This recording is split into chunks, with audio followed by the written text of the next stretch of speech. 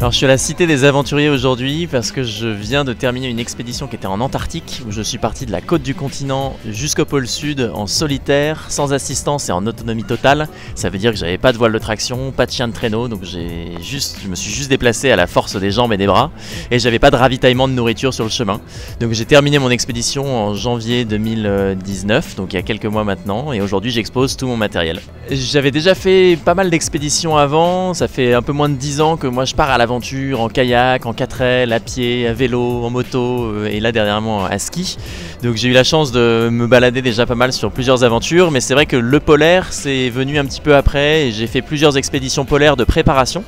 Mais c'était la première fois que j'allais en Antarctique et c'était surtout la première fois que je vivais la solitude réelle pendant 50 jours parce que c'est le temps que j'ai passé tout seul en Antarctique à tirer mon traîneau. C'était une expérience de dingue parce que ces 50 jours vraiment on est tout seul et vraiment tout seul, c'est une rencontre avec soi tous les jours, une expédition en solo en Antarctique. Je suis arrivé au bout de 51 jours au pôle sud. Moi le pôle sud j'en rêvais depuis que j'étais jeune quoi, et j'ai parcouru 1130 km voire un peu plus parce que c'est pas en ligne droite tout le temps,